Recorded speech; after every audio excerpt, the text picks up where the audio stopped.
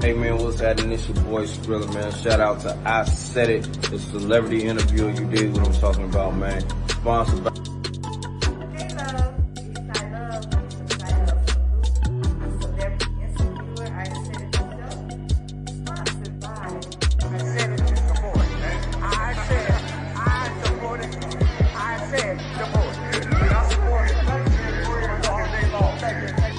What up? It's Dead Wild, music exec, music manager, entrepreneur. Yo, shout out to the celebrity interviewer. I Said It, the show.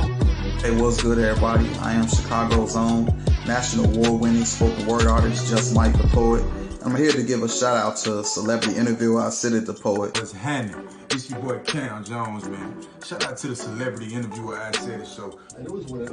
Yo, it's the originator Jazzo, y'all. Make this real quick, man. Shout out to Isaidit Management. Doing it big. I thought to you, man, like over the years, I see you everywhere at every major event, covering every major thing, always supporting every artist that you encounter. So, you know, definitely don't want this time to pass without saying thank you for always being a support to any and everybody that's coming in and out of Chicago. We definitely appreciate you. Tune in. I'll be with the celebrity interviewer I Said It, the Poet, for the I Said It show. Hey, how you doing, everybody? This is Dean Most Photography giving a big shout out to my main man, celebrity interviewer I Said It, the Poet. What up, it's your boy Dave Tolliver from the legendary Minute Large, and right now you're checking out the celebrity interviewer I Said It, the show, baby. Yeah, it's all being brought to you by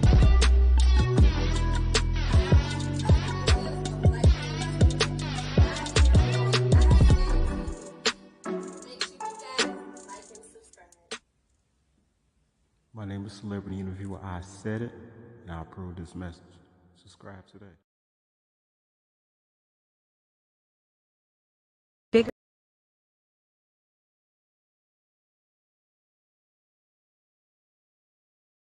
Bigger the blessing, bigger the storm, I said it. Hey, peace. Hey, I just want to get here on live real quick. Just say blessings, love, and man, just remember, this is my message today. The bigger the blessing, the bigger the storm.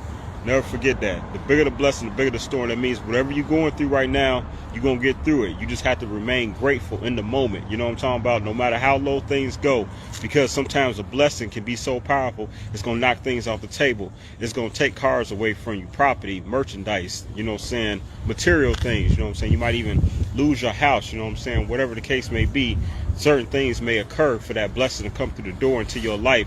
But just remember that you are grateful. Remain grateful, and that blessing will come even sooner than what you expect. I said it. Blessings, love. Happy Easter.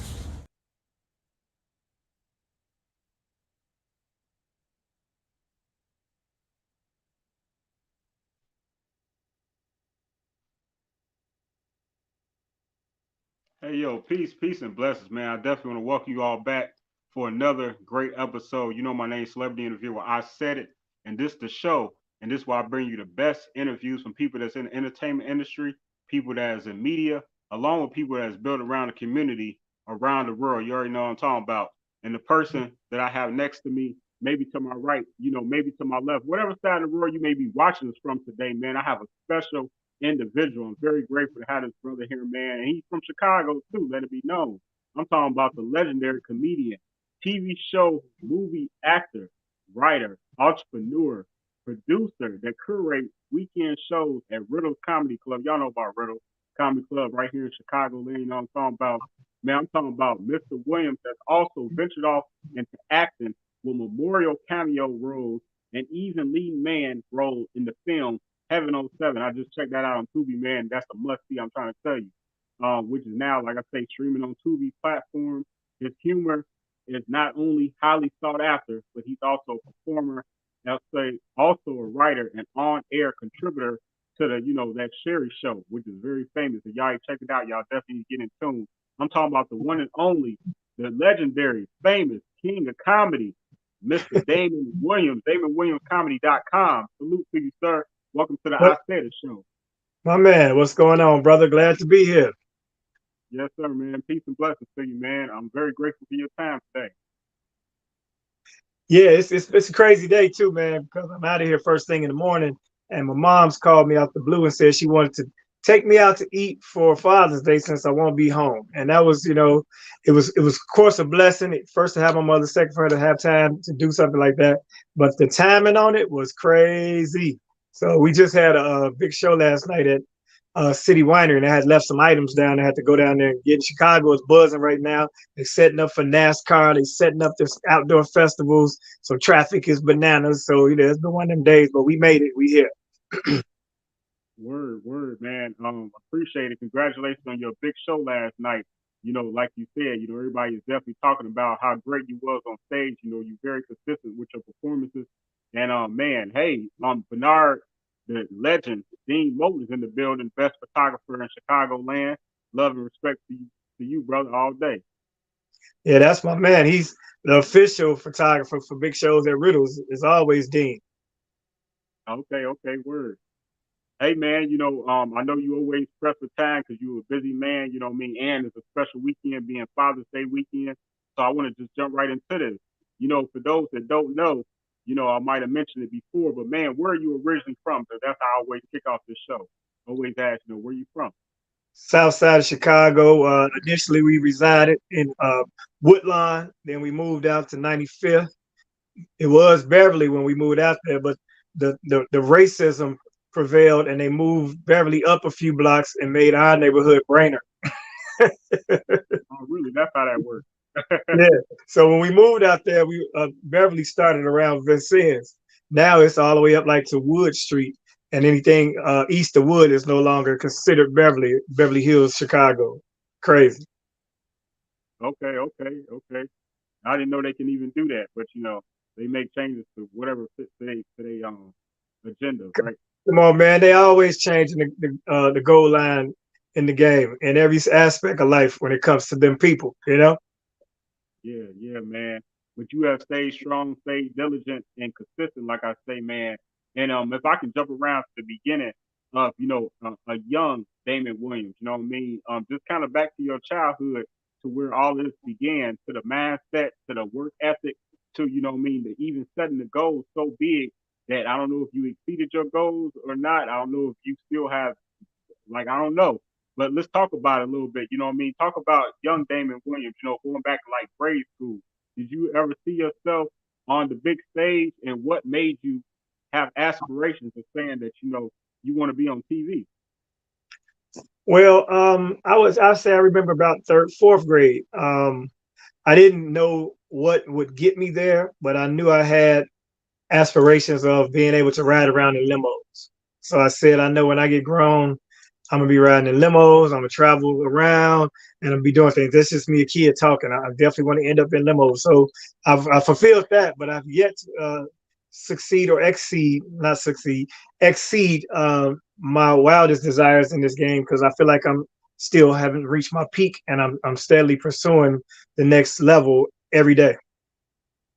Okay, indeed, man. Was there a special influence at home for you? Was it maybe a parent, maybe a sibling? What did it to what gave you that extra confidence to be different?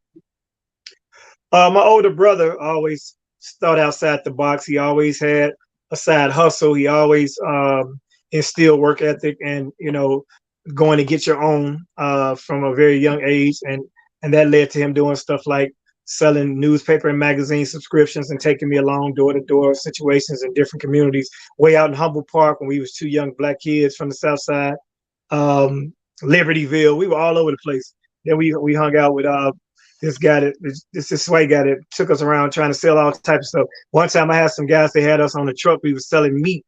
We were kids. You're going door to door selling meat. So we all were trying to get something. And then that escalated later on into my brother actually, went and got a job at the steel mill, but he was selling a little weed on the side. So he always had some type of hustle, you know what I mean? So he instilled that, to be honest, even if the weed part wasn't legal back then, it was still, inspiration to see him, do his thing and provide for his family at such a young age. At 20 years old, 21, had a kid and a wife or a girlfriend or whatever. So that part. But then he also, this is my brother Fareed. He also, when we were kids in elementary school, he entered a talent show at Wenderley Green Elementary. And I'll never forget, this is when the Jacksons had the song Dancing Machine. and he and four of the friends, pantomimed a Jackson 5 performance, and he was Michael. So when that robot came, he did that robot. My brother had the big giant afro, light skin, curly hairdo, and the girls went nuts. I'm like, okay, that's stage. So that was my most personal influence from a young standpoint.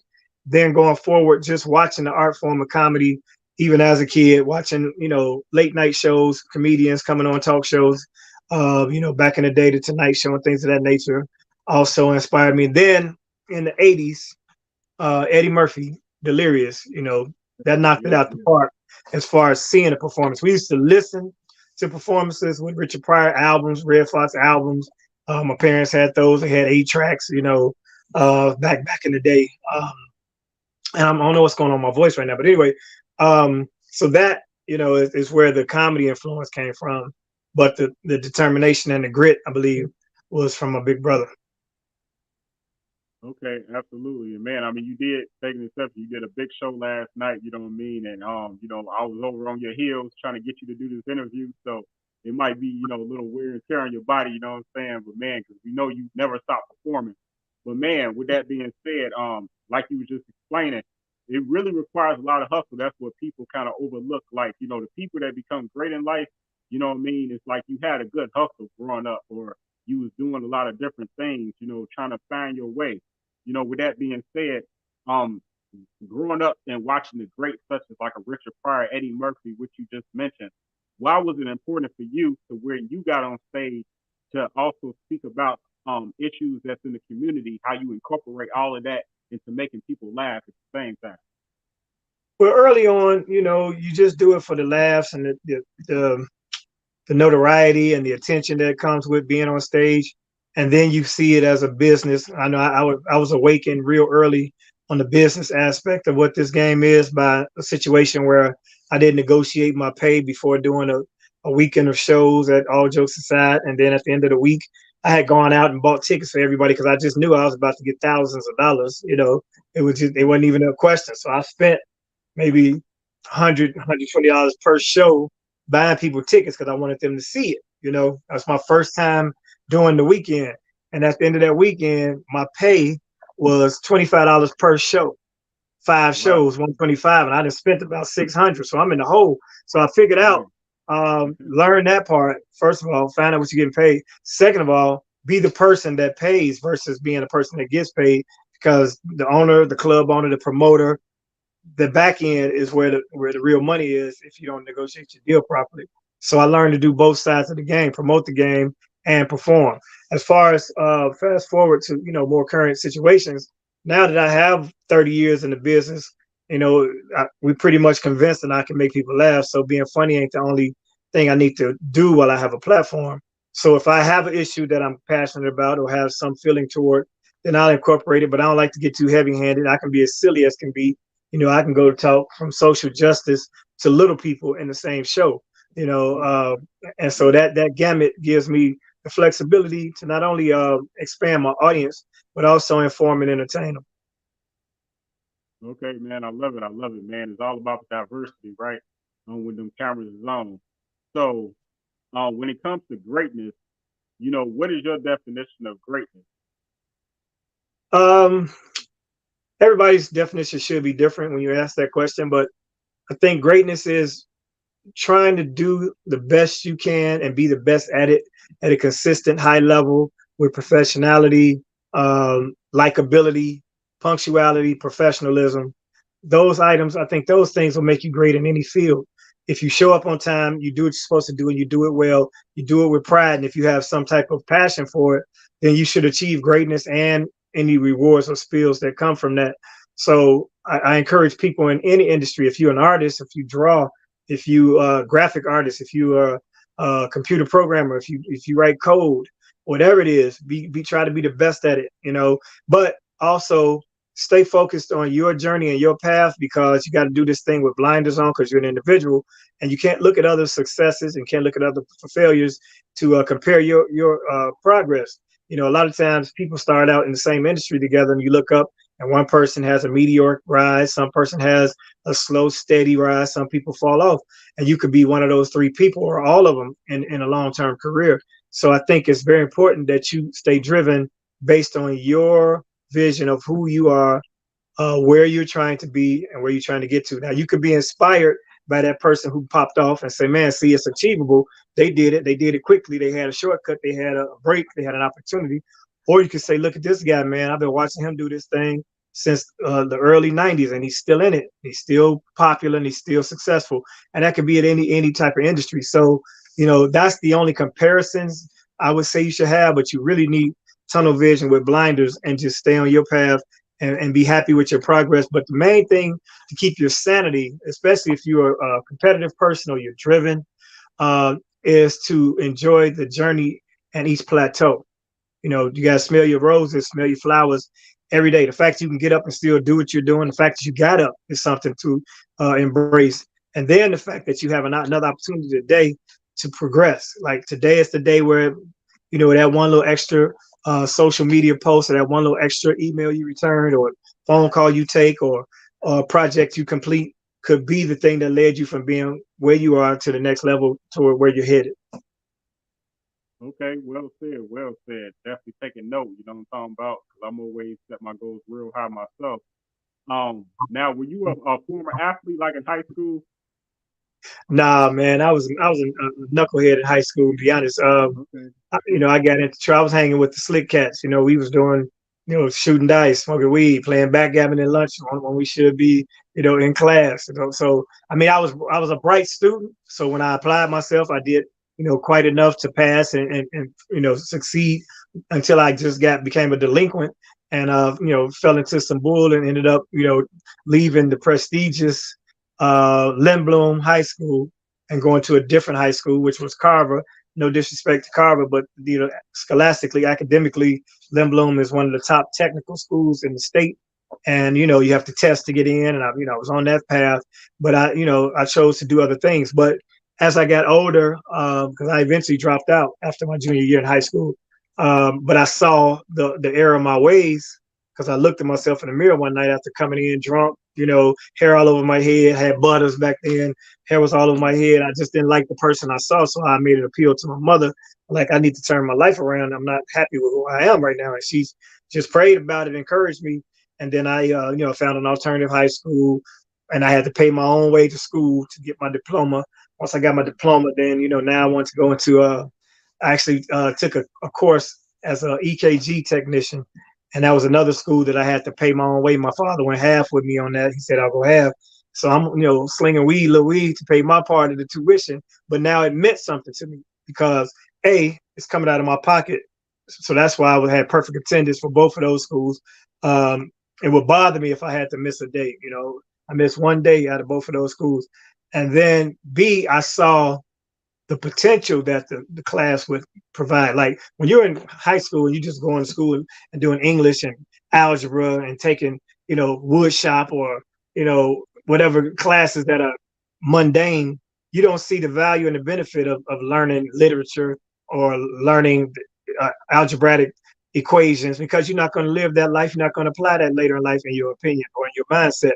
But if you have a class that's specific to what you think this teaching will be your occupation or your passion in life, then you apply yourself. So that's why I really adhere and I'm really appealing to the school systems around the country to bring back the trades in schools. We have vocational schools where a guy could almost be an apprentice during school, and right out of high school, you go and work for a mechanic or work with a carpenter or work as a drywall painter. Now you can put money in your pocket. So it made sense for you to sit in that classroom and learn how to do this because when you finish this, you'll have a way to feed yourself. Even real estate should be a part of the curriculum. Learning to be a realtor is a more viable option than being an academic where you might end up being a teacher of English because you learn English, but you can't really feed yourself off that. School teachers are really struggling out here, even though it's a very, rewarding occupation. A lot of them are not being properly rewarded. So, I feel like if you give young people an objective for their education, then they'll apply it. You know, if you put electronics back in the school, teach kids how to not only work on a laptop, but how to service a laptop, how to service an iPhone, because they use them every day. And this AI situation is about to take over a lot of the unskilled labor as far as hands-on. So now you're gonna have to learn how to fix AI, so to speak. So, you know, the computer can't fix itself yet. So, you know, that's the way I feel about education and just anything that people are trying to do in life and achieve. You have to give a person a clear objective, and it has to be something they have some type of passion for. Okay, absolutely, man. That's great advice. You know what I mean? And I appreciate how you broke that down. Because actually, one of my questions that you did answer is basically like when you make that promise to yourself, and you said when you were standing in the mirror and you had them butters in your head, and you didn't like the man that you was becoming, whatever, like that. But you know, the reason I asked about basically being an athlete, because for me, what an athlete did was, you know, you take your losses sometimes, but you're always striving to win, and then you know what I mean? It's just a constant battle. You know what I mean? So what was it that, you know, led to you? Because the level that you on, and, you know, we all on different levels, you know what I'm saying, respectively.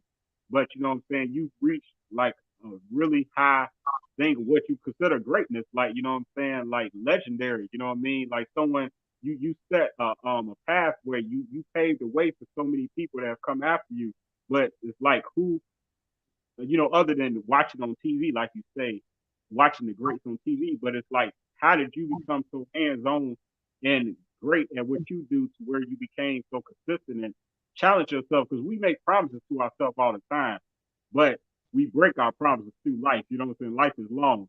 You know what I'm saying? So why did you stick to that promise? What made you so disciplined and obedient to believe yourself? And when you said I can do this, like, because I battle that sometimes myself, and I know that I'm great in my aspect, in my eyes. Well, you got to love it, first of all. And some people are looking at certain things for the reward and not the craft. You know, if you're in it if you only see yourself going from open mic, if you want to be Chris Tucker, you know, you do Def Jam one time and then you're in Friday, that's not going to be most people's journey. That's not going to be most people's way of making it. So if you don't have the fortitude and the desire and the passion for what you're doing to survive the dark times, the quiet times, the slow times, the broke times, the times when you got naysayers, the time when you're in some type of competition and you don't win, or there's an audition, you don't get the role, or there's a TV show taping that comes to town and they don't select you. You got to say, well, I'm gonna get them next time. And then you got to think outside the box and say, well, if they don't want me to work in their club, or they don't want me to be on a TV show, then I'm gonna create my own club. I'm gonna find my own space where I can promote and produce shows. And maybe if I do that well enough, then the people that have the gatekeeper, so to speak, will see your work and come for you. But you also got to go to them. One thing I was fortunate enough is that Chicago is a major market, and Chicago has a drawing ability of its own to bring networks to our city. So early in my career, I got a great opportunity with Comedy Central because they came to All Jokes Aside and shot a TV show, and that's how I got my first television appearance, you know, months into the game. But those opportunities don't exist anymore. So now, you know, they do, but they don't. But back then, you know, they had platforms like Comic View, Premium Blend on Comedy Central, Showtime at the Apollo, Def Jam. If you got on one of those 4 shows or those networks, then you would probably be a working comedian. You could at least do colleges because the kids knew you. And so you had some level of notoriety if you did well enough on the show. Now, viewership of any type of platform is so fragmented because everybody's a platform. Every individual is a platform now. Every social media person, every network, every streaming network. So you got HBO, but then you got HBO Max, which is now Max. You know, you got, you know, Showtime Max, BET Plus. So even themselves, they're dividing their viewership. So it used to be if you got on HBO, everybody saw you. If you got on BET, there's only one BET, everybody watching BET, you know. So it made that smoother. But the flip side of it not being that way is if you do something unique and entertaining, and it ain't even got to be original, but if it's uniquely you, if it's consistent where they can come back and see it and tell other people about it, then you build your own network, and then the major networks or the larger gatekeepers will come to you because you have the numbers. And so right now everything is driven by numbers.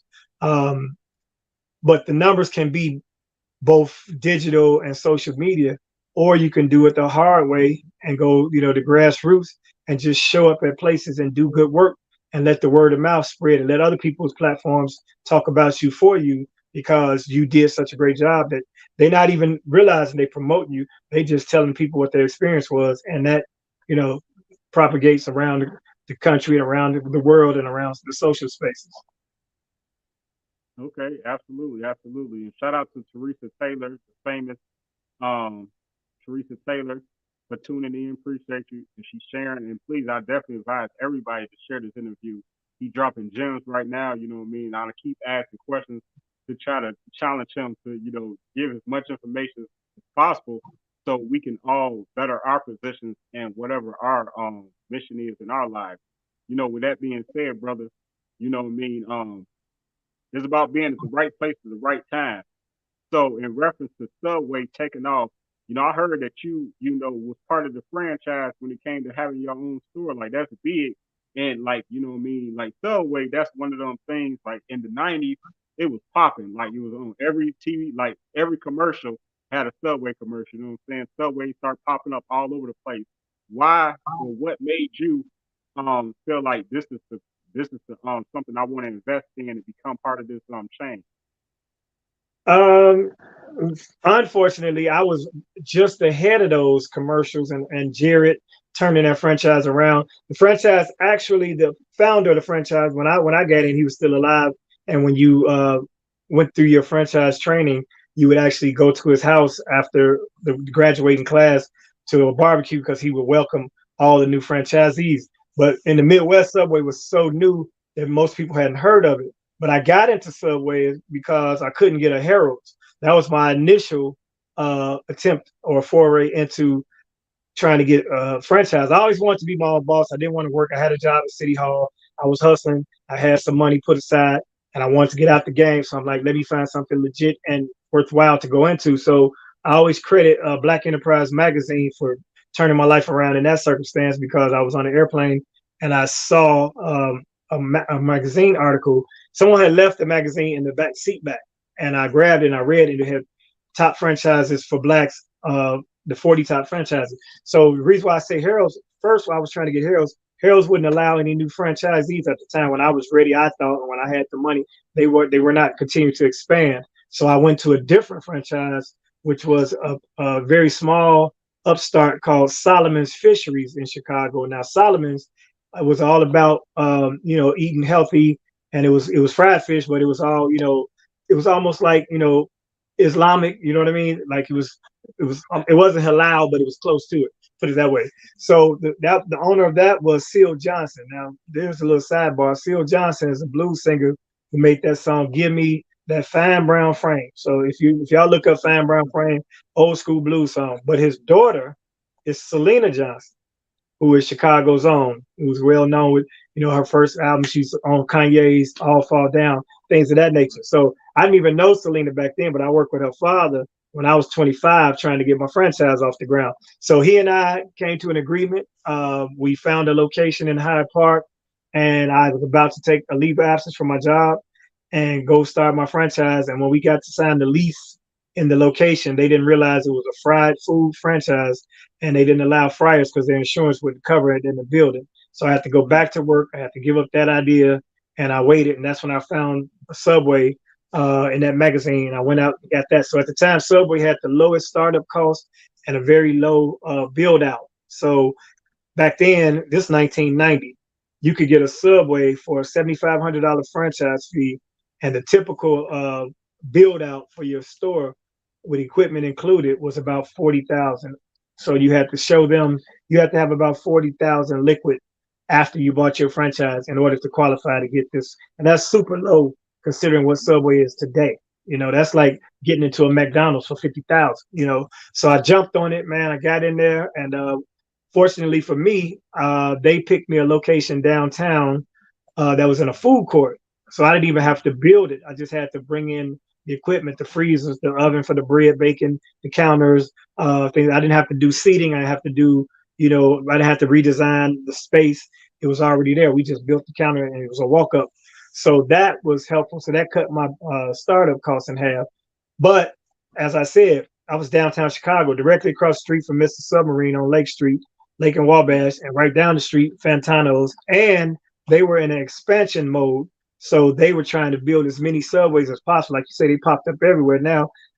So you'd have 3 or 4 new stores that popped up right in walking distance downtown. So Jared turned that franchise around when he lost all that weight, and they changed their slogan to Subway Eat Fresh. When I got it, it was just Subway, and nobody had heard of it. And Subway had that little thin slab of meat, and in Chicago we got corned beef sandwiches like this, and so people like, what is this mess? So I had it for 2 years, but it was very it was fortuitous because I met my son's mother. She worked across the street, so that's how I have my son. 4 of my employees met their either girlfriends or baby mothers or wives. 3 of them definitely got married from being in Subway. 4 of them have children from being in Subway. And so all these people were born out of that place because of that. So that's the success of it. And it got me out the game. So I had a chance to take, my little stash, clean it up, and become a legitimate business person. And also by me being at my Subway right down the street, there's still at the athletic center. It was a health club, a high-level health club where all the NBA teams would work out there when they came to the opposing teams. Michael Jordan had a membership. He would be in there time to time, and they were hooping there in the summer. So I was in there in the summer league because one of the guys who was the membership director, I give you all these stories, man, they long-winded, but they all lead to something. The membership director, he used to come to the store. So he said, look, man, I got some employees down here. If you could, toss me a few sandwiches for my guys, I'll give you a membership. He gave me a 6-month membership in this very exclusive club that I probably couldn't even afford at the time.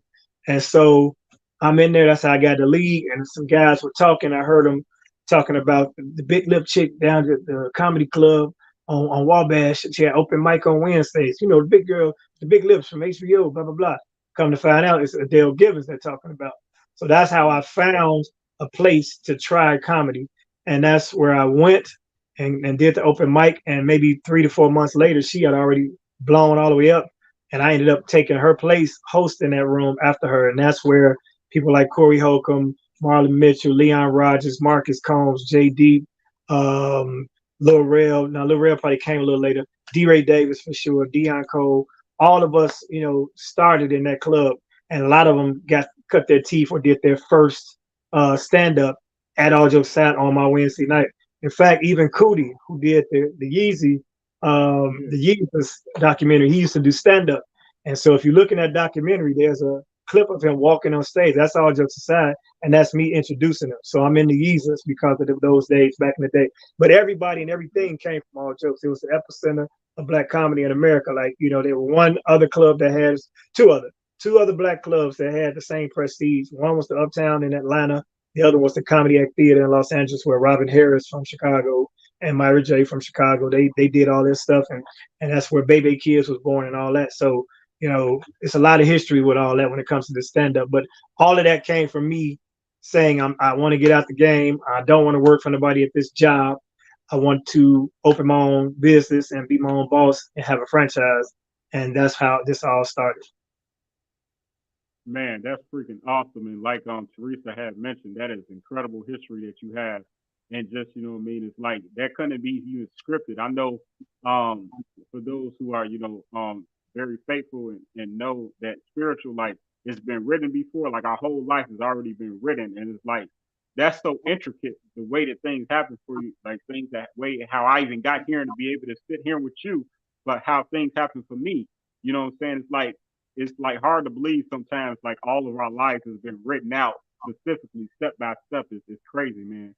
You know what I mean? Now you spoke about, man, you spoke about family. So if you don't mind, if I can get right into that, you know what I mean? Just a great picture of, a little bit of your family when it comes to both your dad and your son. If I can find it, I got a bunch of pictures on deck. Just excuse me. I might take off the front. Okay, here we go. Oh, is that it? All right, well, first I'm going to do it here we go. I got a bunch of pictures on deck. Yeah, great picture, man. Yeah, that's the 3 generations, man. I lost my pops recently on Christmas Eve 2 years ago. But whenever the three of us got together, I always tried to make a point of taking that photo and then, having that history, because my whole, of all that stuff I just told you about, of all the things that people give me accolades for, none of that compares to that young man right there that I created and who he is and who he's become. That's my greatest, proudest achievement. And it will always be that. There's nothing I can do to exceed what it means to me to have brought that special, unique individual into this world, because he's such a passionate person for our people. He's a very driven person himself. He's socially aware and conscious and active, and he's trying to change the world, through changing things for our community. So, that guy, and he's very talented. He's a music artist. He's a poet. He's a great uncle to his nephew who lost his dad, in a drowning incident a couple of years ago, as a matter of fact. So now my son is trying to help raise his nephew. So it's just so much, man, that I can say about that guy. And then my dad, the circumstances of my youth, I didn't know my father was my father until I was 12 years old. So once we established the fact of who we were, we have a bond that was, inseparable from that point going forward. And it wasn't his fault. It wasn't my fault. It wasn't my mother's fault. It was just circumstantial. So for the three of us to be in that photo, it's the three of us to share moments like we did.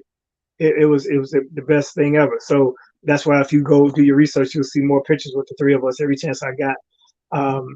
So that's what that is. So, family first. My son, in fact, it's one of the reasons I don't want him to feel beholden to this, but he's one of the main reasons why I never left Chicago for LA or New York. It's not the only reason. I had many other reasons not to go out there and take that extra leap, because Chicago was doing me so well and I was traveling a lot. So, I'd take the jokes on the road, then I'd make money at home off the clubs. So I didn't really have the same desperation or desire to go out and be discovered. But I would go to, Hollywood every year for Comic View and BET. So I was making my mark and keeping my brand out there.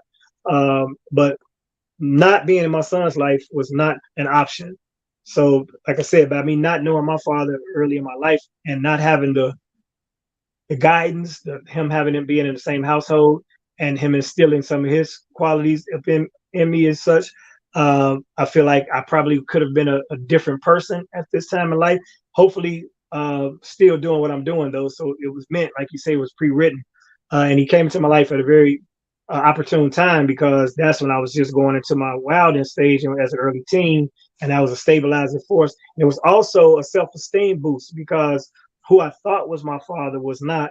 And no disrespect to him, he was doing the best he can, but he was cut different, and he was a big old guy. He look at me, I still ain't big, you know what I mean? So I knew in the back of my mind, something went right. He come up to the school, they're like, who dad is that? I was like, not mine, even though they was trying to make me believe he was, right? So, but my father was a very prominent dude, man. He was a chemist. He was a Air Force pilot in the 50s. He launched a discrimination suit against the United States Air Force to open up housing in Nebraska on base, because blacks weren't allowed to live on the base where they were actually enlisted. And then he was so bright, because he could have went to college at 14, but my grandmother wouldn't allow it. So I think he went at 15, no older than 16, when he started at IIT here in Chicago. And he went straight from there to fly planes and become a pilot. But he was so smart and so intelligent that he was helping the white boys pass their tests and exams. And that's why they embraced him, and that's why they supported his discrimination, because they needed him around, because he was helping them pass their tests. You know what I mean? So that's a whole other chapter in the book and story when it comes to my dad. He ended up eventually leaving the Air Force after 4 years, and like he said, he just wanted to learn how to fly planes, and he flew overseas in Europe and around Europe, and had that whole experience in the late 50s, early 60s as a black pilot in the Air Force, uniformed up, and there are photos of him up throughout my social media from those days. But he also came back and furthered his education and became a chemist. And so he was the head of the water reclamation district. For instance, his position was to supervise over all the labs that test the water samples around the beaches and waterways of Chicago and Cook County, and determine if or not the water quality was sufficient enough for drinking or for us to be in the beaches. So if he made the call, the beach would close. You know what I mean? So I was very proud of my father. He did that for 37 years in a row, as he likes to say. Then he retired and was retired for over 25 years, living off his pension and his real estate business and his tax preparation business, which he used to do on the side to make extra FU money, he used to call it. Hey man, I love it. And like Teresa just said, you definitely come from hold on, where's the comment? A very, incredible lineage. Definitely, you know what I mean? Your bloodline is powerful, man. And but first I want to give, my condolences to your late dad, you know what I mean? Extraordinary man. I can tell that he was, and he obviously made a big impact in the community, and I'm grateful for, for him, for what he did for our community, you know what I'm talking about? Absolutely. With that being said, man, yes, sir. We also have a lot of heavy hitters coming out, you know what I mean, to watch this interview, to support this interview. So my homegirl, the legendary Gina Hill's in the building right now. She's on Comcast TV. So man, I appreciate her taking the time to support what we doing over here. We see you. Yeah. Thank you, Queen. And thank you, Teresa, for your commentary as well. Yeah, absolutely. Like you said, the FU money. I feel that. All right, so man, again, I just want to appreciate your time. I want to remind everybody to keep sharing this interview, man. You know what I mean? We still have a little bit more to cover. With that being said, man, when it comes to this what I want to say, the stamina required to do all of these shows, to keep going. Can you talk about the stamina required? Now, you did speak about, how you stayed in shape, you know what I mean, by, the gym being right down the street from the subway. But I'm talking about like the mental side, the mental stamina to keep going and keep pushing and keep leveling up. Like, can you speak a little bit about that? And, how does one do that? You know what I'm saying? Well, you have to take note of your small victories, for one. Every time you're allowed to do something that you are passionate about, which I love doing stand-up, and Dean, our photographer, he'll tell you it's always fresh, it's always different, because I'm not doing it as a job. I'm in the moment. I'm doing it. I'm enjoying the craft. I'm working on something to make myself better at it, or make the next joke better. Or sometimes the blessings just flow and on the freestyle, and something I'm not even expecting comes out of my mouth. But I record most of my shows, if not all, so that I can recreate those spontaneous moments. But the stamina comes in the passion. The passion comes from loving what you do. And so if you look at every time you do something that you love as an opportunity to do something you love, if you keep that, it keeps it fresh for you. If I looked at stand-up as a job, like there's some nights, of course, I might have, matter of fact, a couple weeks ago, I had irritated bowel syndrome of some sort, but I still had to get to the job, man. So I was like, okay, this is a night when I really kind of dreading having to go do this, because I'm not at my best. But once you get there, once you go up, not only did I, excel in the moment, I talked about my circumstance. I'm like, look, in between shows, if y'all don't see me, I'm about to probably go to the DoubleTree and use their bathroom, because they got good clean bathrooms at most hotels. That's a fact for you all to know if you're on the road. Don't try to go to McDonald's or Starbucks if you can't get in there. Find you a hotel lobby. They always have good clean bathrooms if you have any type of urgent scenario. Just put that out there. But my point is, you plow through the bad times, but you really enjoy the good times. But you got to take, each moment, each opportunity for doing whatever it is. It ain't got to be going on stage and make people laugh, but that's so rewarding, because I know for a fact that I'm uplifting a group of people in a moment where you never know what a person is going through. It's a blessing. It's a gift. And, to be honest, yes, definitely had the bubble guts. To be honest, I've had some people tell me things, man, in hindsight, how I affected their life in one way or another, that blew me away. And one in particular circumstance on the Tom Joyner cruise, a guy came up to me and told me a story of how myself and J. Anthony Brown one morning saved his life, because he was a combat veteran and he had PTSD. And he said he was having one of his darkest mornings ever, and he was actually contemplating suicide at that moment when J. Anthony Brown and I were roasting each other. And he said he laughed so hard that we came between him and the bullet. And so he obviously got help. He recovered from that dark place he was in, and now he was out kicking it on the Tom Joyner cruise.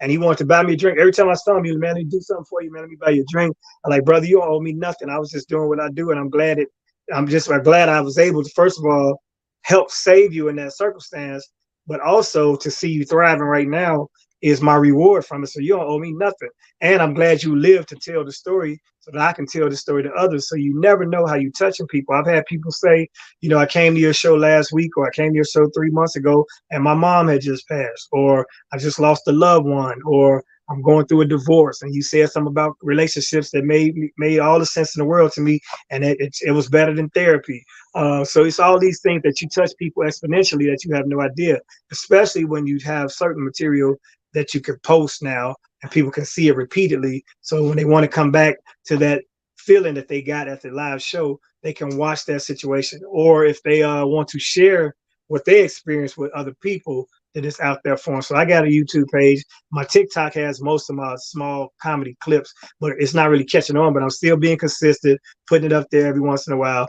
And now, of course, my main platform is Instagram, and my Facebook is active as well. I'm across all of them, Twitter, all of them. I try to post across the board, but I don't do it equally when it comes to my stand-up, because some jokes I'm still trying to keep fresh from the audience so they don't see it until I get there. But some things are spontaneous. Some of them are one of a kind. So if it happened in that moment and it's something I know that's not going to be duplicated unless I recreate it, then I'll post that so people can enjoy that moment, you know, forever, I suppose. Yeah, man. That's dope, man. And, you know, just everything you speak of, and man, I can't, you know, salute you enough, man, for the diligence, for all your hard work and your diligence, and you know what I'm saying, and you know, like I say, how you incorporate important messages into, you know, saying your stand up, because that's very important. Because you know, when sometimes people have the big platform that you have earned, you know what I'm saying, they still, you know, draw away. They might get afraid of, fearful of a brand sponsorship or whatever Right. like that. They're afraid of losing money. But you know what I'm saying, is a, you know. Well, that's the unique position I'm in currently.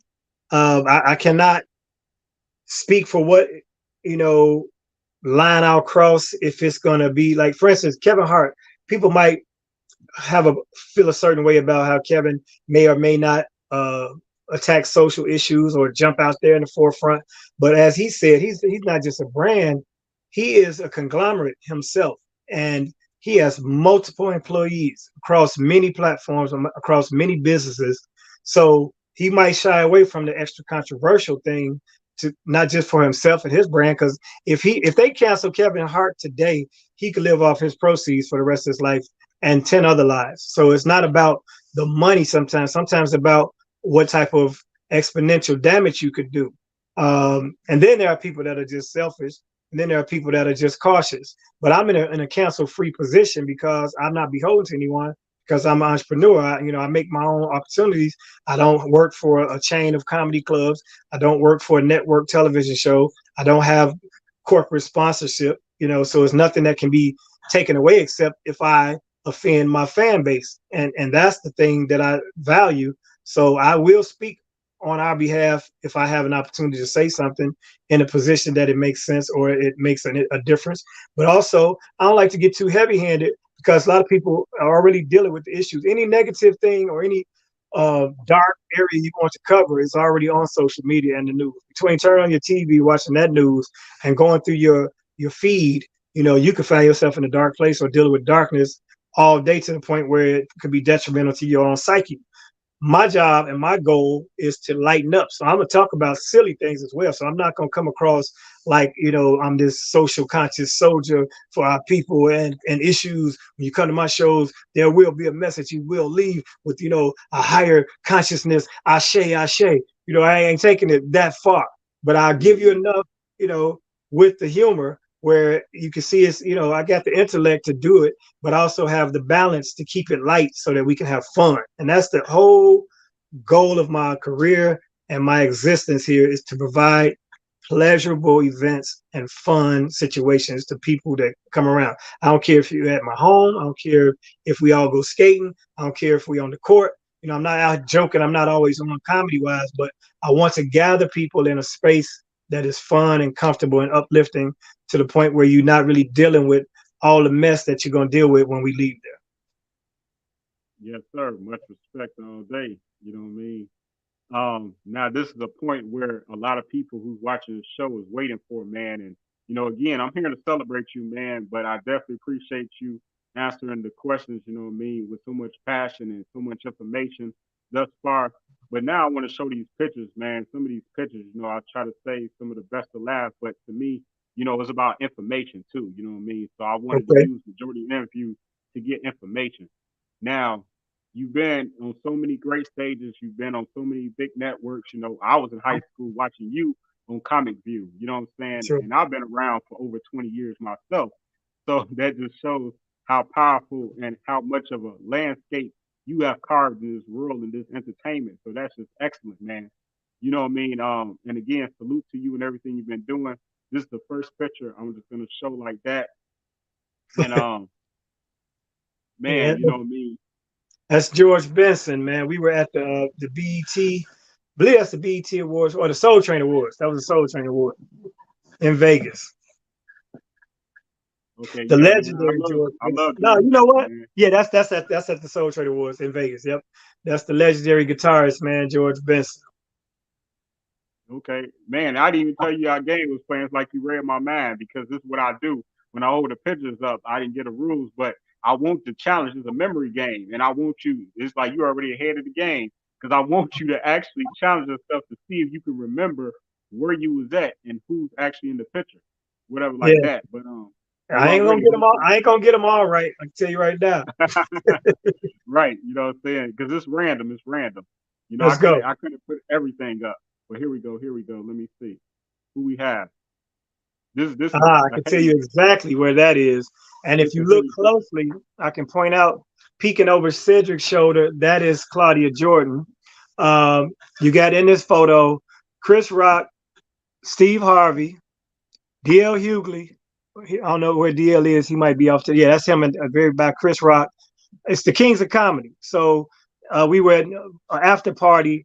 Of course, the great Bernie Mac, who I'm right by, for the Kings of Comedy tour at Madison Square Garden, New York. So Claudia Jordan was hanging out with Jamie Foxx and his squad. That's where all the girls came from. Because all of us at that time, I'm pretty sure we were all either involved or married. So that picture was all right, but you can see the distance. Look at Bernie. He ain't got nothing to do with none of that. And the only single dudes were Jamie and Chris Rock. But that was a great moment in time, man, because that whole tour was so fantastic. But that particular show, for those greats to come and watch us, and then of course they come and see the Kings, they're not even knowing or expecting that I'm going to be on that show as well. So that's why I earned the respect of people like Jamie and Chris, for sure. Yeah, that's dope, man. That's dope. And rest in peace to Bernie Mac, man. I got a chance to meet him one time. That was love. Man, I got a chance to do 30 shows in that tour with him, so it was great access just to hang with him. And he's another one of the reasons why I said I probably moved to LA. I've told this story a few times. Bernie gave me some great advice. We were off to do Teen Summit, and they put us on the same flight, and they picked us up in the same car service, so we rode together the whole time.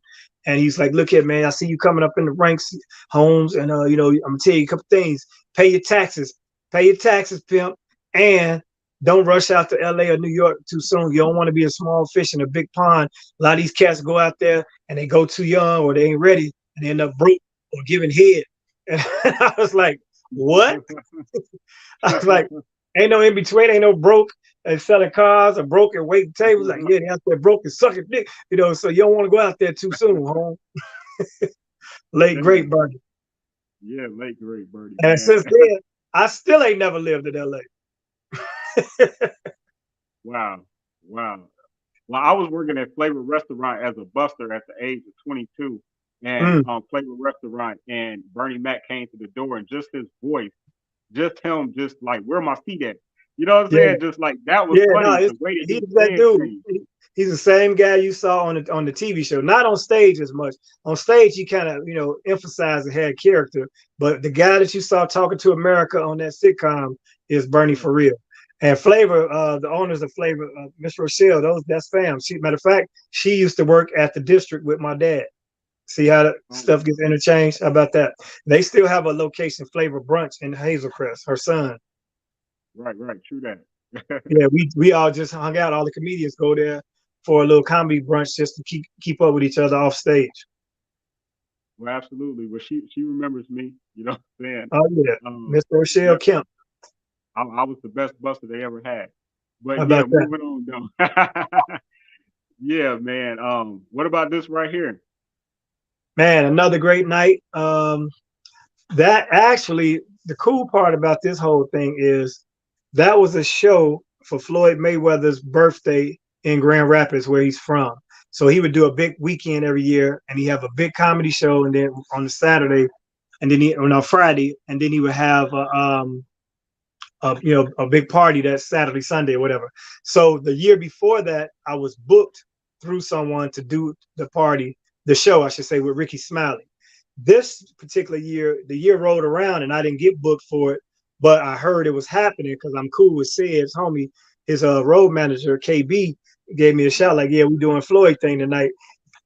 And so Grand Rapids like 2.5 hours, whatever, 3 hours from here. I jumped in the car and went, right? Now, mind you, I'm on my way there and it's a blizzard. As I get into Michigan, as you get that lake effect snow, I'm riding. I had a little two-door BMW convertible, and it was all type of SUVs and trucks over in the ditch because they was driving too fast, too confident in them big trucks. And it was so funny because Sid laughed. I stopped at Popeyes. I got me an 8-piece, and I jumped on the road, man, and drove to Grand Rapids in that blizzard. Ate my chicken along the way, and when I made it there, I told Sid. He said, "Popeyes, man, I ain't had Popeyes." And drove to a gig, and along, man, that's nostalgia for me, because he got a private chef and all that, right? But I ended up going and hosting the event voluntarily, right?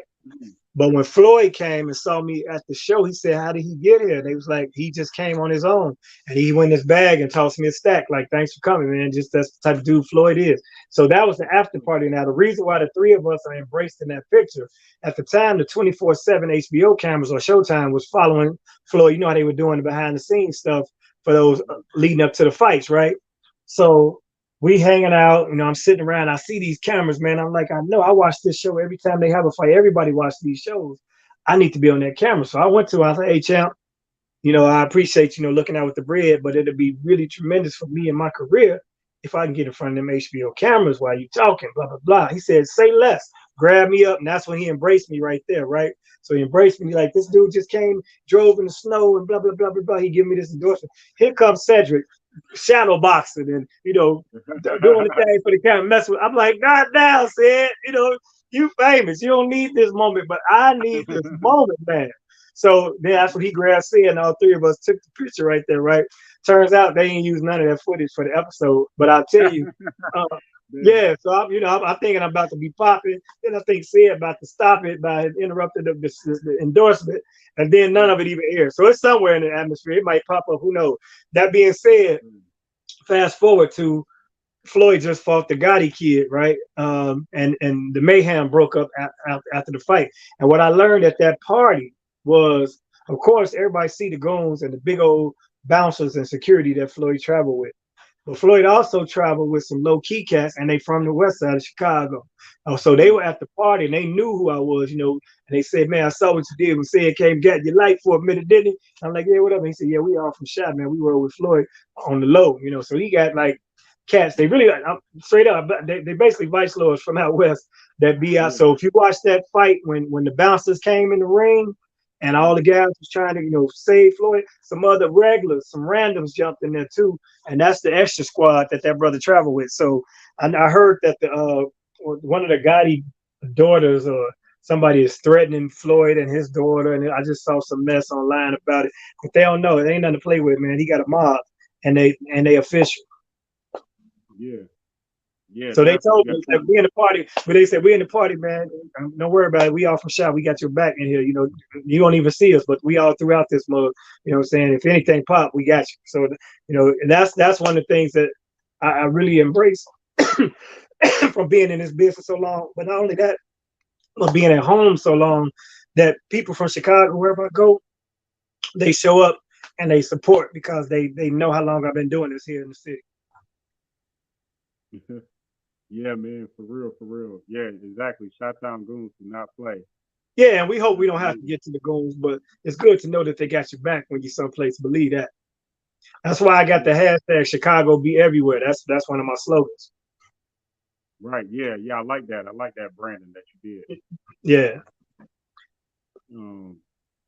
Man, performing in front of huge crowds like this, man, what does that do for you? And you know what I'm saying? What did it do to you the first time that you when you was in that arena like that, man? That's great. Now see that right there, that is the Erie Crown Theater, and that's the Royal Comedy Tour with some more. And I went on tour with her for about 2.5, 3 years, and we would do venues that size, like night after night, because it would be her, Bruce, DL Hughley, myself, you know, and a show like that.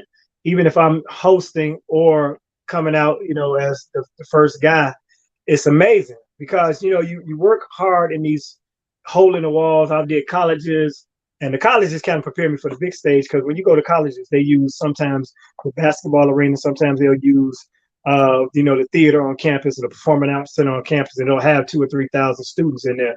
But those kids used to be so fired up because you know we were famous to them, you know, from Comic View. So when you show up at one of them schools, man, especially HBCUs or the Black Student Union put the show on at a white school, all the black kids would come out and they would go bananas, and you had to bring it because you know kids will roast your ass, you know, they'll embarrass the hell out of you. So I had already been tested by fire. So by the time I got to something like the Royal Comedy Tour, or also the preparation I had that allowed me to land the Kings of Comedy Tour, that comes from night after night in a room with 12 people in a night, because it's easier to make that 4,500 seater, the Erie Crown, because it could be 1,000 people out of 4,500 that don't even like your jokes. They could be sitting there looking at you, but if it's 3,000 other people laughing, you don't know it. But if you're in a room and it's 30 people and 10 of them not laughing, you see that. You see what I'm saying? So that's the difference. And so it's good to get to the big stage. I just got back to the big stage with my guys, DL, Earthquake, Mike Epps on the Straight Comedy, and Sid, Straight No Chaser. Just 2 weeks ago, I was out with them for 2 dates in Cincinnati and Tampa. And that was, you know, basketball arenas. And it was awesome. Okay. That's what's up, man. And again, congratulations to all the success. Now, you know, I remember seeing you, you know, shout out to Windy City Live. They had a long, nice run, man. It was a very great show. And during, you know, I don't know at what point you joined as being like a co-host, backup coach. Like, I don't know what it was, but I knew I started seeing you on there very, very, very, like all the time. So yeah, talk about that a little experience. I mean, that's one of those things that I pursued. Well, first of all, here's a good story. Before Windy City Live came on air, they took Oprah's position when she retired. So the word was around town that they were looking for a daytime talk show to replace the Oprah show. And if you know, Oprah started locally like this. She had a show called Good Day Chicago or AM Chicago or something like that. And then it blew off and got syndicated. And it became the Oprah Winfrey Show. And then she became who she is. So I said, well, there's an opportunity. And so myself and Cheryl Burton, who also attended Lynn Bloom High School, we put together a package to pitch being the co-host of the show that became Windy City Live. They ended up picking Val and Ryan because Ryan was already at ABC7 as a sportscaster, and he's a very, very nice guy. He's the one who got me on that show. As a matter of fact, he's he's knowledgeable in sports, but he's also very friendly on the eye, and he's a journalist, and he's good for TV. And then Val had just come from WGN. She was on there doing their traffic in a helicopter, and then she had just maybe made it to the desk, and then she went from the desk to Windy City Live. So they put them together. We saw it made sense, and the show took off. So once I didn't get the anchor position, I just started trying to figure out how to get on there. So I might have DM'd Val because I knew her, but we weren't really like close, but we had experienced each other or encountered each other places. But then I DM'd Ryan on Instagram, and I sent him one of my clips, and I told him I'm a Chicago comedian because I saw they were having comedians on there. They started with Tony Schofield, Leon Rogers, a guy named Kevin Bozeman, a funny dude, another guy from up north. I forgot his name. I can't think of it right now. Sorry. Anyway, so I was seeing they were rotating comedians in, but I'm like, come on, man, if this comedian's going to be on the show in Chicago, I need to be on that show. So I sent my clip to Ryan, and Ryan responded immediately. He connected me to the producers and asked them to bring me in just to sit in once. And I went in and I did my thing. You know, I had already had experience on shows like that or that platform or just daytime TV from doing Jenny Jones' show. I did Jimmy Show in the 90s. You know, I did about 40, 50 episodes on that show. So, you know, luck had it, but it was also my diligence and my persistence in pursuing that opportunity. Like I said, I didn't get the show, but I didn't call sour grapes. I'm like, okay, well, now the show that did take place, I want to get on that show. And that show would still be running 5 days a week, but they decided to go with the syndicated show with Tamron Hall. But Windy City Weekend comes on every Friday, and I was on there about 3 weeks ago. Okay, definitely. That's what's up, man. I've had a lot of people that I know who has been on this show, who has been on Windy City Live. You know, shout out to the late great Brandon Cox, who was a good friend of mine. You know, me and my brother. He was on the show as a 4-star. It was like something called 4-star something. I forgot what it's called. But yeah, man, just doing work in the community, whatever like that. But yeah, that's awesome. Oh yeah, man. Rest in peace to that brother. Yeah. Yeah, thank you. And we can't mention about how fine Val Warner is, and that helped become why she also was the host as well, along with her background. She's just really, really easy on the eyes. Yeah, I know. I'm super married, so yeah. Oh, I know. Yeah, she all right. Yeah, she all right. Yeah. No, she's even a better person, man, than she is a good-looking person. Like when you encounter Val, she's a bundle of joy. She's happy. She's down to earth. She don't even realize, you know, some of her attributes. In fact, she questions herself, and I'm like, "You crazy?" You know, she come to, "Oh, I look a mess today." And I'm like, "Val, stop it." I told her she got a heavy following in the Cook County Jail. I know that, and downstate, anywhere in the ABC viewing area. I told her she got a huge inmate or lockdown popularity. Because guys be hitting me, man. It's Val really that cold in person, man. We be watching. We can't wait till she come on during the day, especially when she come out from behind that desk. Blah blah blah blah. So I gave her flowers from the lockdown. Hell, she probably popular in some of the women's prisons. Right. Well, first, let's take a pause for the cause and go ahead and show you and your beautiful wife, man. And just, you know, how important is it for you to just have, you know, such a strong woman to have your back doing this awesome journey that you've been on? Hey, man, you know, it's very important in any circumstance if you have a partner that's understanding and supportive of whatever, regardless of what they do or what they're doing, how prominent or successful or not they are. If she don't believe in you, don't believe in your goals. I've had naysayers, and it was one young lady I dated after my first marriage, which my son's mother was amazing as well. You know, she was supportive of me because she was there in the beginning when it wasn't paying. You know, she was there, and she believed, she tolerated, you know, those times when things got a little tight. And it went back to that at one point, to be honest, after that, when I got with my wife, and when she's been along for the ride as I had a resurgence. That being said, it's very important that you personally believe, because I dated this one young lady, and the reason why to this day that I wasn't with her and went to my wife, because I would say certain things. She'd be like, well, you can't do that, or how you gonna do that? She would always question it, you know, whereas the first time I said something kind of lofty or something aspirational to my then girlfriend, she said, of course you can do all things. And when she said that to me, the light bulb went on. You know, when you have a woman that says no matter how impossible this feat might be, or how, you know, far reaching it might be for that opportunity, even if you're doubting yourself, if you got somebody who says to you, I believe you can do it. In fact, I know you can, because you're capable of doing all things. That is when you know that's the person that's believing in your dreams and will be there for you and support you, especially when you haven't achieved it yet. Nowadays, though, a lot of these women not really trying to buy into a man's dream, depending on how old you are. She's like, that dream should have been dreamt already. You know, ain't nobody, you know, out here trying to build a bear. They want you ready, made, and fully equipped. So, right, you know, right. You got to find the right one. And when you find one that believes in you like that, not only do you take that inspiration, but you repay her with your gratitude and dedication to them and their aspirations as well. Because you can never let your mate get caught up in a whirlwind in your situation and lose herself, because then she's not the person that you wanted her to be, and the person that you met is who you wanted.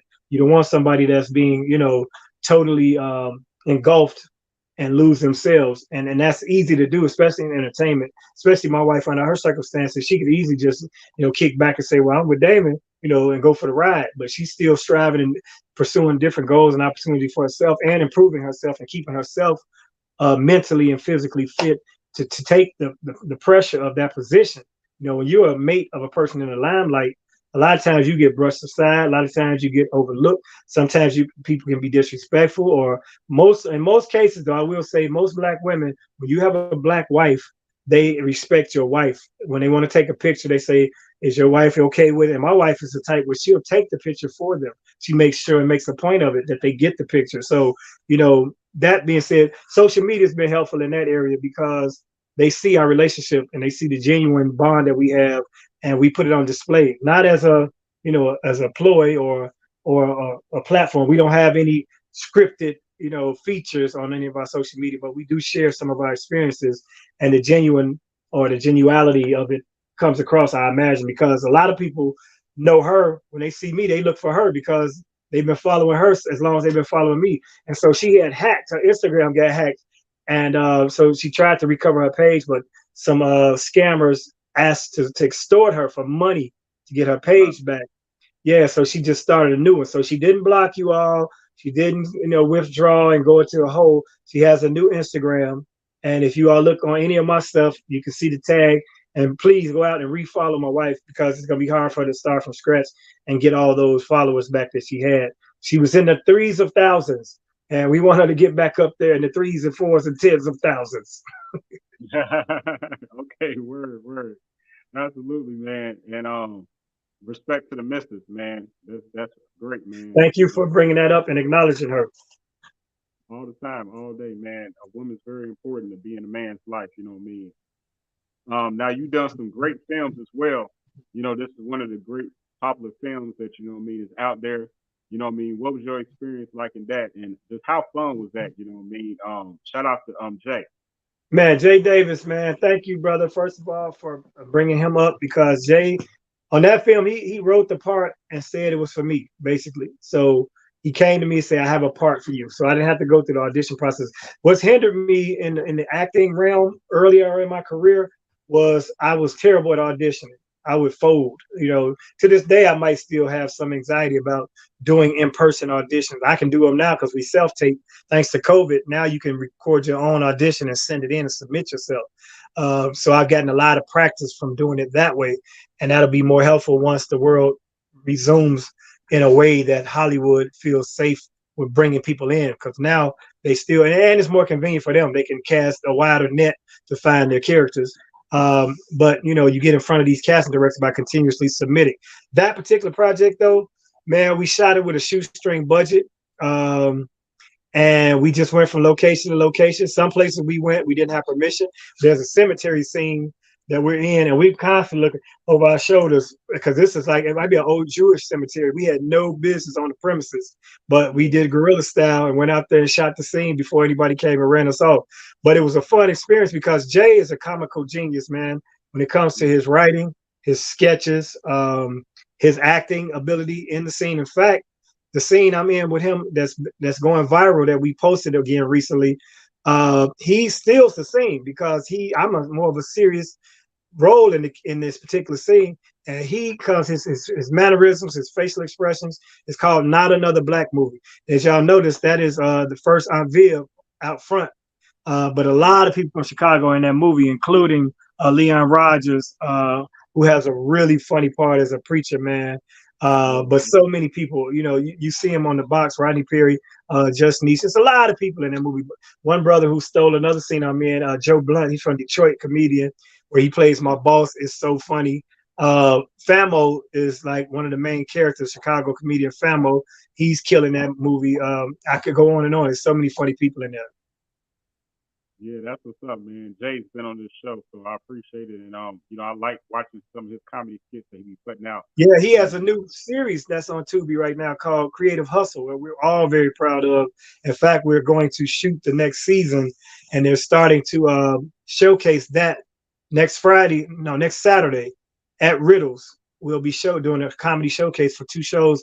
He got so many comedians, we had to stretch it out into 2 different shows, 8 and 10:30. So come and see that, because we're looking at people who will be on the next season for that show. And that show, Creative Hustle, we're so proud of, because it's all Chicago talent, and he based it on the platform that Robert Townsend, who is from Chicago, had with Partners in Crime, where he had Tommy Davidson, Robin Harris, Keenan Ivory Wayans, Damon Wayans, a bunch of other funny people, Paul Mooney. They were all on that rise with the Partners in Crime. So this is our next wave Partners in Crime type project, and we hope it gets out there and gets seen in a major way.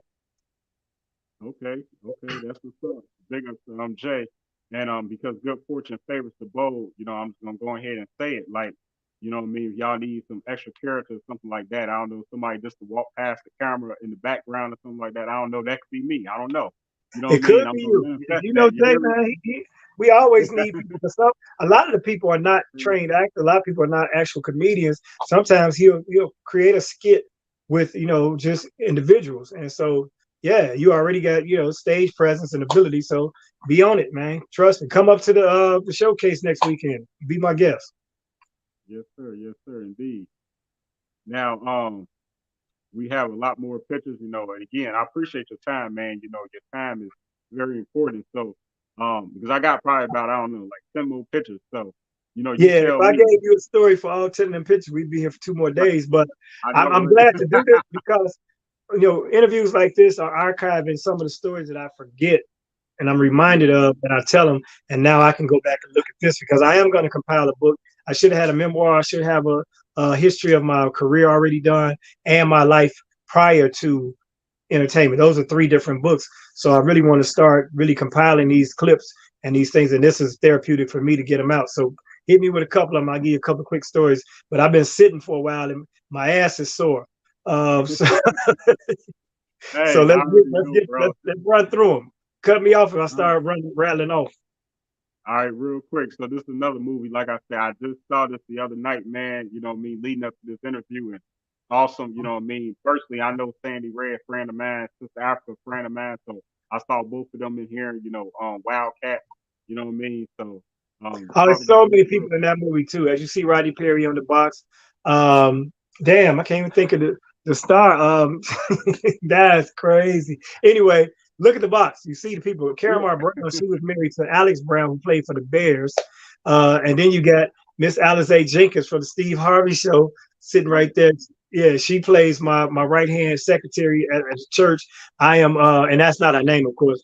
But I play a hustler turned preacher in that movie, Heaven on 7, written and produced, directed by B. Cole, Chicago's own B. Cole. He has a couple of films. He gave me my first look in movies as well. He got a movie called Past Due that we had some unfortunate circumstances that didn't get released because of someone passed away with the files, actually.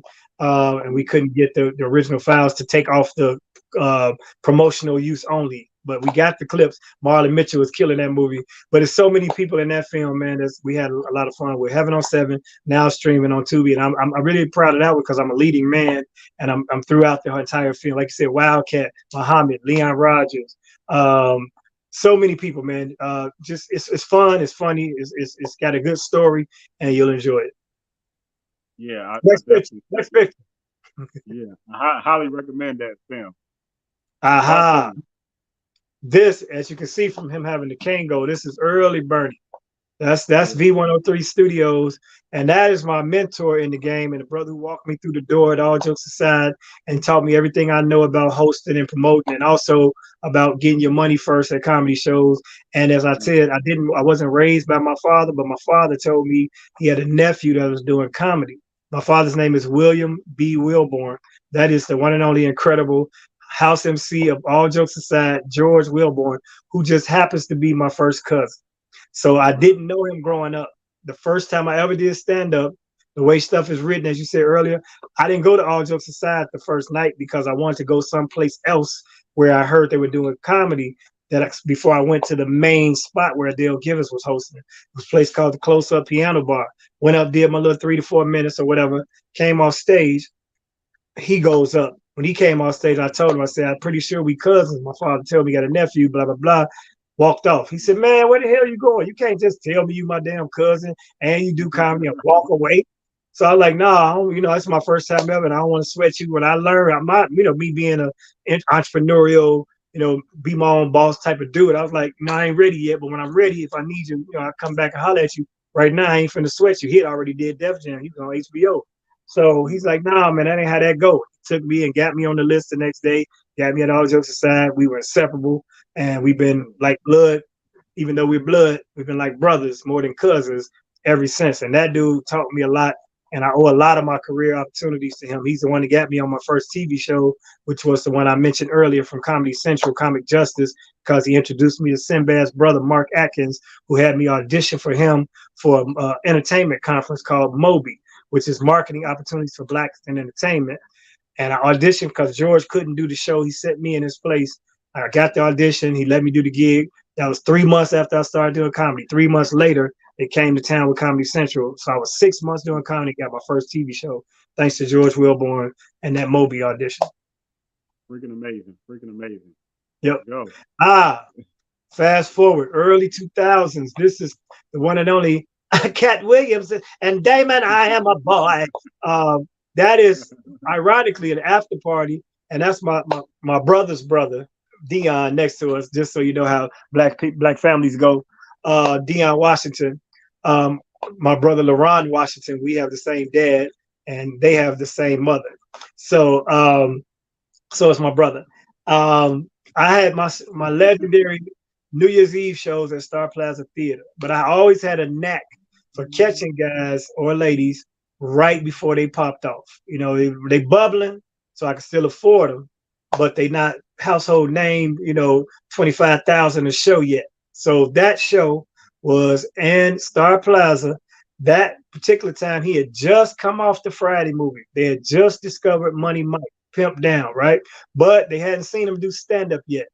He did stand-up later that year on the BET. They had a one-time only a BET Comedy Awards hosted by Steve Harvey. And Cat did Pimp Down, that joke, and it blew up so hard that that's when he became Cat Williams. Because prior to the movie, he was known as Cat in the Hat, comedian Cat in the Hat. He did Comic View with us back in the day. If you ever watched Comic View when it used to come on, when they have flash, a collage or a montage, there was a clip of him with a big orange Dobbs on, and he's sitting on the car with a perm, and he was doing this. But nobody knew him. He was Cat in the Hat, right? Funny then. Fast forward, I bring him to the Star Plaza. He does my show. He headline. There was no entourage. There was no, multi-million-dollar contracts. None of that. I picked him up. I had a 74 Cadillac Coupe de Ville. Me and my son picked him up from Midway, took him to the Hilton downtown Chicago. And I'll never forget because he got in the car with me and my son and he said, "Ha, it's not something about the feel of Cadillac seats on a pimp's back that just makes everything all right." And we laughed about that. Me and my son. My son was a shorty, man, and I'll never forget that. He was real cool with my son on that little gathering. He ain't complaining about being picked up in it. I picked him up in it on purpose. I was in my big old school. I had other cars at the time, but I knew he would appreciate that 75, matter of fact, Coupe de Ville I had. So we're at the after party down the street in Maryville, Indiana from our Star Plaza show. That's what's up. Good business. Good business. Nothing but heavy hitters, man. Man, the current GOAT of the game, Dave. It's funny too, because I had worked with Dave at All Jokes Aside. They had a comedy fest. That's the only time I'd met him. And it was funny. 5 minutes into meeting him, he said, "Hey, you want to go outside and smoke a joint?" And so I went with him, right? Because I used to smoke a little weed, but I never smoked before a show because I'd be goofy. But I went anyway. Luckily, I wasn't selected to perform that night in the festival, or it would have ruined everything. So I went outside. This is right after he was coming off Half Baked, or Robin Hood in Tights, matter of fact, the movie Robin Hood in Tights. And so we met then, and I didn't see him no more in person until that day. And that day is Common had an outdoor music festival called the I Fest, and the I Fest was right on the West Loop, right in the West Side. And I hosted it. I was the pre-host until he came. He was the actual host. So I hosted all afternoon, right? And I've been out there and I've been bringing up artists and, interacting with the crowd. It was my son's birthday. I'm wearing that Jackie Robinson World Series Championship t-shirt because that's the year the boys won and went all the way. So I'm repping the city. I'm doing my thing and I'm killing it, right? This is about 5 years ago, I guess. And so Dave comes, right? And I'm like, I know Dave know me because I'm Damon Williams, Comic View. Plus, I've been hosting all day. And I run up on him like, yeah, man, I know I'm about to bring you up, but make sure you go out there, man. Don't mess my name up because people always call me Damon Wayans. And I said, don't mess my name up. He said, brother. And he was like really like sincere about it. He said, what is your name? I'm like, oh, man. Yeah, and I ain't going to, man, we smoked this joint back in the day, blah, blah, blah, blah, blah. I left it at that, but I said, now that we had this conversation, my name is Damon Williams. I said, and if you go out there and say Damon Wayans, I'm going to call all the moles and the folks to rush the stage. And he landed and he went out there and give it up for Damon Williams. He did a fantastic job all day hosting, but he said my name clear and crisp and got it all out there. Early. And I love this woman. I had a chance to meet Shaka. Yeah, that's either in Memphis or in Tunica, Mississippi. It's around Memphis. I think we were in Tunica at she performed and I opened the show and we were backstage and I told her I was from Chicago and she said I could tell because I like that jacket. So that's what my custom little silk jacket, tux jacket cut up by my man, custom by Lamar, who did all the Shaquille O'Neal clothes, and he do Twister and all Do or Die videos back in the day. He did all those. He's still right there, just west of Western on Jackson, I believe. Custom by Lamar, yeah. But Shaka Khan was like, I like that jacket, Chi-Town, blah, blah, blah, blah, blah. And we kicked it backstage. She was cool as hell. Word. All right, very, very powerful man. This guy. Y'all know this guy. At the time, that's who he was. Because that's a brunch. I hosted a brunch when he was running for the Senate, the U.S. Senate. So a good friend of mine, Chris Weathers, and another young lady who works with the sound.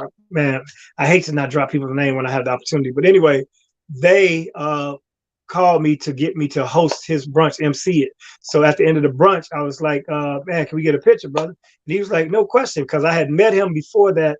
Tavis Smiley had a day that he spent with youth around the country, and he had me kind of co-hosted with him. It was called Youth to Leaders, where we would do seminars during the day, then we have lunch, then they have a keynote speaker to talk to the kids at the end of the evening. So at that time, he was still a community organizer when he came and spoke to the kids. Then he became a state rep or whatever position he held before this. And this is right before he became senator. So I took that photo, and it's a photographer, Deja Vu's is what he calls himself. He took that picture, and it was years later because I was looking for it because he won the Senate race, right? So now he's a senator, and you want to have your picture with a U.S. senator. Who knew he was going to run for president? So now he run it, and he won, right? And I still don't have this picture. And one day on Facebook, Larry, I believe is his first name, hit me up and said, man, I think I have something you might want. And he said, I was like, what? And he sent me that picture frame. He mailed it to me. And I was like, man, I put that on. That's how my Facebook blew up. That was my profile picture for about 2.5 years. And people from all over different. That's why I have such a diverse Facebook following, because people around the country and other parts of the world followed me because I was standing next to that dude. Right, and you can tell it's the young Obama too, the younger Obama. Yeah, because I'm more famous than him right there. He was smiling because I let him take a picture with me. Amazing. That's amazing. No, literally, he knew me from Comic View back in them days. This, it's been disputed where this picture takes place, but my memory serves me as that's the great Otis Wilson from the '85 championship Super Bowl champ Bears in the middle, Steve Harvey, Bernie, and George. And I believe we're backstage in the hallway of All Jokes Aside, but it's been disputed. I think we might have been at the Cotton Club because Bernie had a night at the Cotton Club. But if memory served me correctly, I think Bernie had come over to All Jokes because me and George were having shows and we were celebrating our birthdays, and Steve Harvey and Sid came. But I could be conflating a couple of different incidents. But that's either backstage, All Jokes, or off in the dip at the Cotton Club. Absolutely. That's dope. That's dope, man. I had to show this woman because this was one of my early interviews when I started doing my interviews back in Shantae Moore. Yep, Shantae Moore. That's we are also at that is the Soul Train Awards, but that's in Atlanta. And I was the behind the scenes backstage correspondent for BET, getting for the online content. So, and this is early when before BET Plus, they had online content, and I interviewed everybody back there. But she was standing over in the dip, and I was like, man, I don't even want to come over there and mess with you because she was so pretty, and she Shantae Moore and blah blah blah. And she was like, I don't know why not. Like, like you better come holler, right?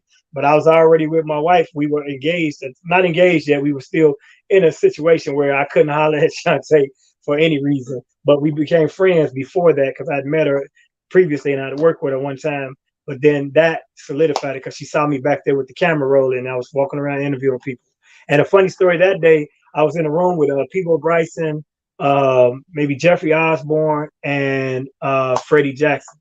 Now, rewind, when Freddie blew up on his first album, Cincinnati, they had a big Cincinnati Cool Jazz Fest, and all the big R&B artists would come and do it, and I wasn't even entertainment. It was like 1985, 86, maybe 87 at the latest.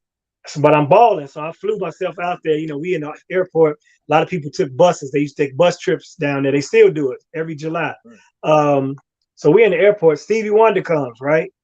Everybody wigging out because Stevie, he stood there, he waiting on his bags, whatever, his people, and he talking to everybody, kicking. Matter of fact, he did something that made me think he could see. He was talking to this girl, and she was eating popcorn, man, and he reached in and grabbed some of my popcorn and ate some of my popcorn. I'm like, how the fuck, man? How he know she got, maybe the sense of smell was so great, but he reached and grabbed some of my popcorn. So now, mind you, Stevie Wonder, the biggest legend on the planet, is standing there kicking it with us. Here come Freddie Jackson, got one single out, and he walked past, no pictures. I don't want to talk to anybody. He was real flaky and real flighty with everybody, and went through us like we was cheese, like a hot knife through cheese. I don't want to talk to nobody. Right? Fast forward, we all in that room. Now his career is on zero, right? I always loved his music. I got a whole soundtrack of Freddie's stuff, but I remember how he treated individuals back then. So I interviewed Peebo and I interviewed Jeffrey Osborne, and then I told him they cut the cameras. And right, so I'm just standing around socializing now. I'm like, I got everybody, right? And he came and just stood by the head, and he had lost a lot of weight, so he really wasn't even looking like himself. But he came up to me like, yeah, Freddie Jackson. I'm like, yeah, I know you, Fred. My man, I love your work. All right, y'all, we're moving on. And I left his ass standing there because he mistreated people, man. And you never know. And I ain't do it out of spite. I just did it because karma has a way of coming around. And now he probably needed them cameras, And I wasn't trying to like hamper him from doing what he do. But I wasn't gonna be the vehicle to also, give him a spotlight when I saw how he treated fans. Exactly. Yeah, I get that. I feel that. I've been in this. I mean, he was, I know I ain't been using profanity, but he was shitty as hell with the people, man. No. And nobody wasn't even asking them shit. Nobody clamoring for Freddie on this first album. You want Luther, nigga? Yeah. Bleep that. No, this is live, bro. This is live. But hey, check it. You know what I'm saying? All right, what we got here real quick. My man G Thang standing next to Arsenio. Gary G Thang Johnson was a promoter in the game, right? Out of St. Louis. He actually owned a couple of hair salons and nail salons that he was an entrepreneur, but he would give big shows in St. Louis. So when Comic View was still out and Def Jam was kind of fading, he had the bright idea to do a BET Comic View versus Def Comedy Jam show. And he put together this arena. It was a theater in the round, so the stage was in the middle and the people around, and the stage rotates. And so he would have us, two entrances to the stage were BET, and the other two were Def Jam. And it was like coming to the Thunderdome, to the Coliseum. It was like, are you not entertained? And he like, represent BET, Damon Will, represent Def Jam, so-and-so. So he was a promoter extraordinaire, and I used that idea. He allowed me to. The first time I did House of Blues, I called it BET versus Def Jam, and we gave away 2-for-1 tickets. I'll never forget my man Weasel from the West Side. They had a big party every West Side at the Prop House, and he took about 500 of them tickets, and he stopped the party, with banging party on Sunday. Say, hey, my man in the house, funny brother, comedian Damon Williams, he got BET's Def Jam. Nobody ever heard this concept. Versus Def Comedy Jam. It's at the House of Blues, and I have free tickets. And man, they bum rushed it, right? Now they weren't free. It was buy one, get one free. So man, that set it off. And that's why I met Lamar, who made all my suits at that party leaving there. Matter of fact, full circle story. Now this is G Thing. Now he does stand-up. He does stand-up. He had his own series called Grown Folks on Bounce TV, which is now on the Black Network, the BOK Network, or whatever, Black, whatever it is. But he's on there. Not no disrespect to the network, just can't say it right off the top. And he's my buddy, right? So we talk all the time. We talk once, twice a week, just chopping about jokes. So he was cool with Arsenio and Eddie Murphy. And he know I love Eddie Murphy, and I never met him still. But Eddie was going to be on Arsenio that day. And so he got me in. We went down there, went to the tape. And now, as you can see, that also is Dean Edwards, who is a comedian out of New York, who was on Saturday Night Live. He does impressions, does a good Denzel, a bunch of other stuff. So we all back there waiting on Eddie to come. You know, we chopping it up with Arsenio. We in the green room, we in the mix. And Eddie Murphy's on his way. And they said, everybody out.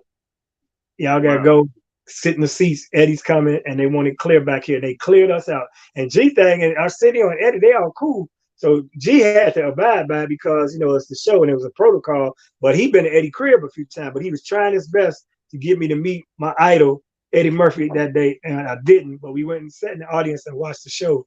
And that's what that was.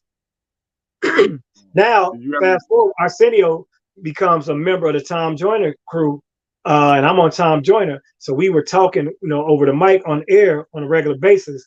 And now I'm friends with Arsenio. Like we chat all the time. If you look at my Instagram, Arsenio always commenting and complimenting and, you know, chiming in on some of my stuff, man. So shouts out to G Thing for that initial intro, because he recognized me, but he ain't know me.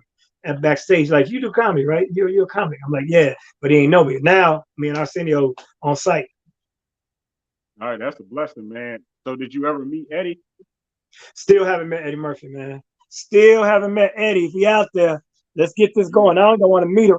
I want to be in the next movie because Rodney Perry is coming to America too. And I'm like, boy, you in a movie with Eddie Murphy. You don't even know. He does know, but he don't know what Eddie mean to me, because when I was still working my job before I even think about doing comedy, I used to be funny around the office, and people used to, my nickname was Eddie, because that's when 48 Hours that came out. Eddie was the hottest shit going, and everybody was Eddie, right? So they used to call me Eddie. And then I saw him live perform twice, doing stand-up.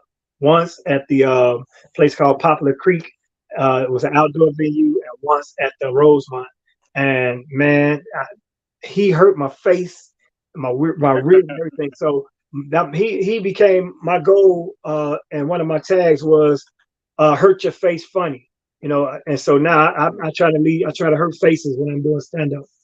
All right, what we got? Because I know my wife probably like, who is he in there talking to all this time?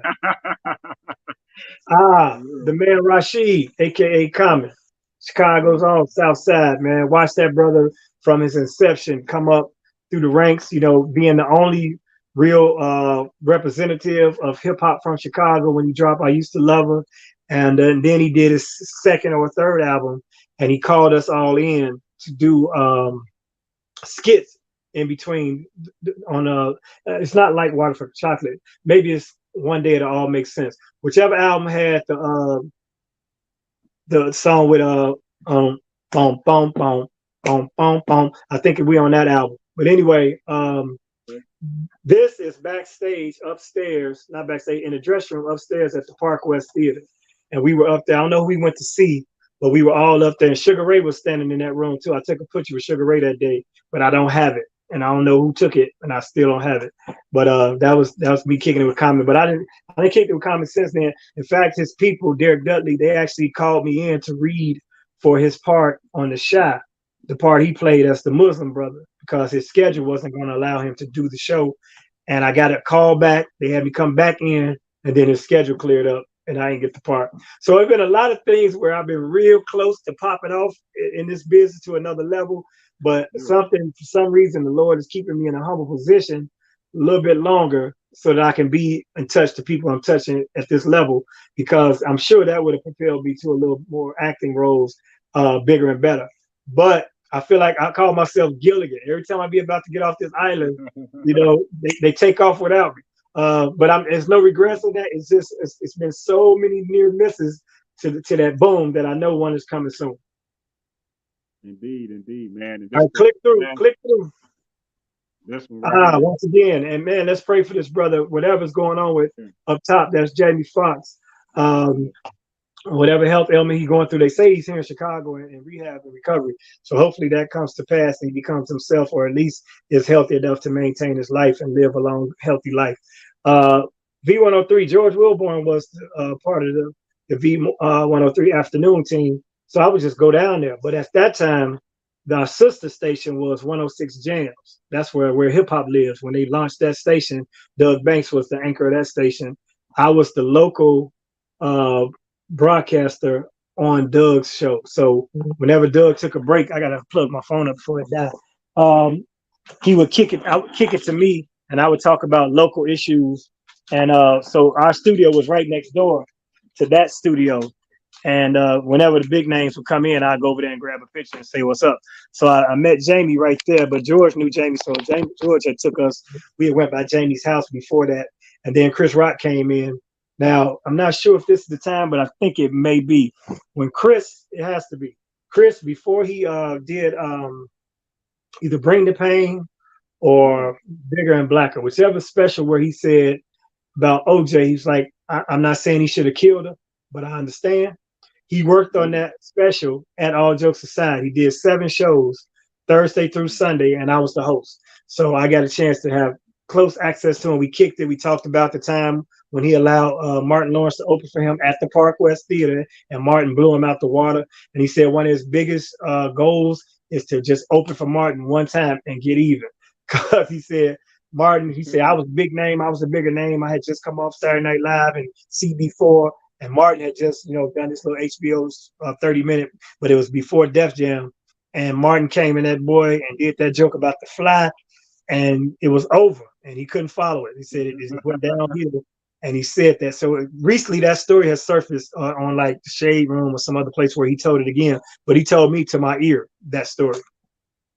Wow, man. Thank you for all that. And this is my turn now to tell you about. Now you might be able to. I don't know if you even remember where this was, but this was at a festival in Chicago, 2013, and I saw you in a crowd, and I hunted you down because I'm like, I have to have a picture with this brother, because he's someone special, and now you iconic, you know what I'm talking about, and you was already legend then.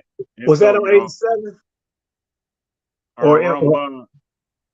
I don't even know where the office, the Chicago Bridge Magazine office was on 87 in Ashland. You know what I'm saying? But that's also why I met Sandy Red. She was singing at that festival. Yeah, man, I'm not sure. I'm looking at the shirt to give me the reference, but I remember this picture because when we first reached out, I saw it. But it was one of the Chicago, either in Woodlawn, it might have been in Woodlawn, Inglewood area, or on 87th Street, if I'm not mistaken. But it could have been elsewhere. But I definitely remember that era because of that shirt. And you definitely have grown your hair since then. Just a little bit. But yeah, man, it was a special moment for me, man, because this actually, before I really start taking off my interviews, and God has it to where he blessed me, to where you blessed me with your time to be able to interview and just celebrate you today, man. This is a very special moment for me. I've interviewed so many greats, icons, celebrities, and everybody. And, it's just like everything you've done in Chicago, man. I want to just say thank you on behalf of all of the shop, man, Chicagoland, man, Midwest, you know what I mean? Because you really open up a lot of doors for a lot of people. And despite, some have blown up maybe at bigger movies or whatever, it's because of you. You know what I'm saying? You were the blueprint. You know what I'm talking about? So you the king of this shit. You definitely the king. And so, I received it, man. Yeah. Salute to you, brother, man. And just again, I want to say, I pray that God continue to watch over you and all your family and all of your dreams and all of your aspiration, everything that you're doing, continue to come true in abundance, 100-fold, just like that, because I said it. And man, just thank you again for your time, brother, that way. Yeah, man, I appreciate you not only bringing back that full circle moment where we was both out there just hanging in the community to this moment, because it gave me a chance, like I say, to run through some of my memories and stories, because I need to document them. And whether the book or movie takes place or those other aspirations, this will be archived for the world to see. And I'm definitely going to save it myself and repost it and take clips from it and such, and and lead them back to your program, your platform. So everybody that's watching this, if you stuck around to now, or if you zipped up to this part, like, subscribe, share. Like, subscribe, share. That's how we get it done now. We don't need a corporate America or the major sponsorships for us to make things happen for each other. We would love to have your support, your sponsorship, your dollars, your input. But until then, it's upon us. And if we do that, all that we are aspiring to get comes from you all doing that. So please like, subscribe, share. And man, let me get to my wife before she wonder what the hell's going on, because I got a 7:30 flight tomorrow, and I'm out of here. Right. And make sure you all catch him next July 20th back in Chicago at the City Winery, along with August 22nd. He blew it up last night, and he's gonna be back soon. So make sure y'all get y'all tickets that way.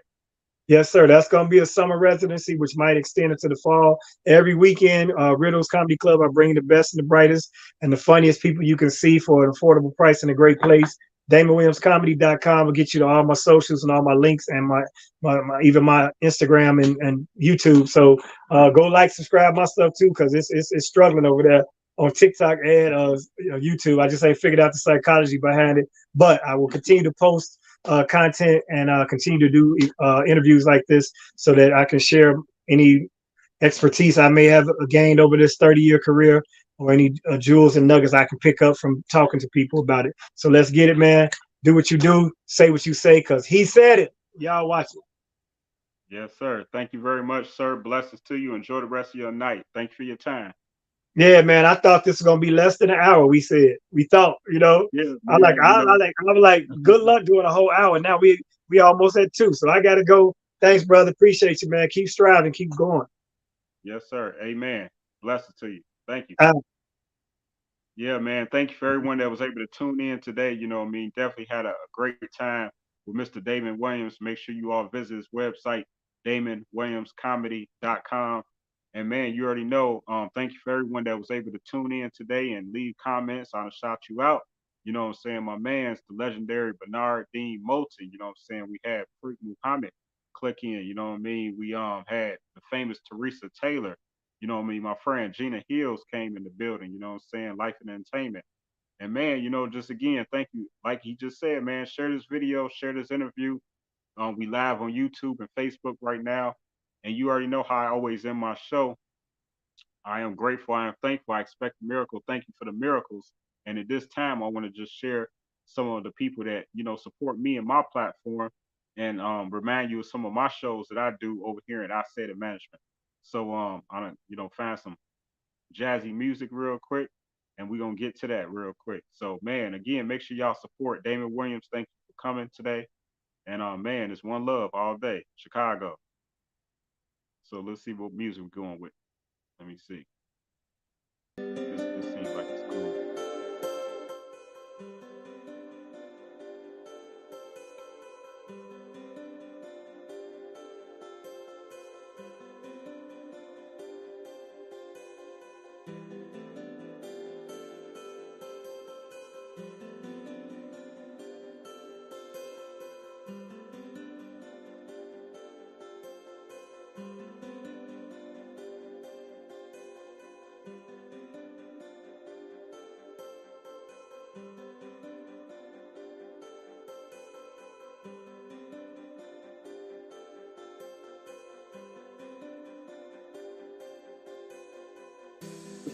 Wow, let me turn it down.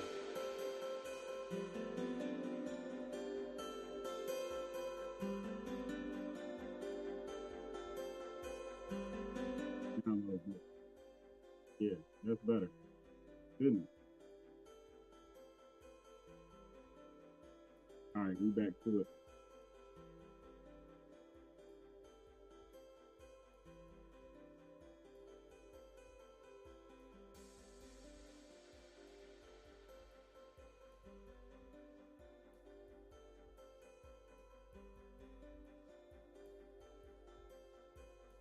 Thank you again for everybody that tuned in today, man. I really had a good time, man. And if you didn't know who Damon Williams was, you definitely know who he is now. For real, for real.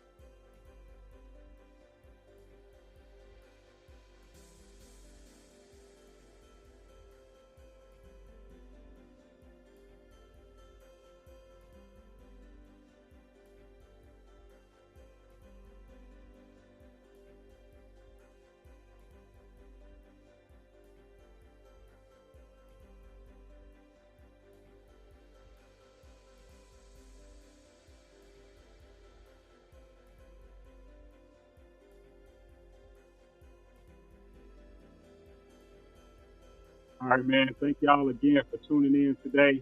I had a ball. Appreciate it, man. Make sure y'all already support DamonWilliamsComedy.com. You already know why, because I said it. Blessings.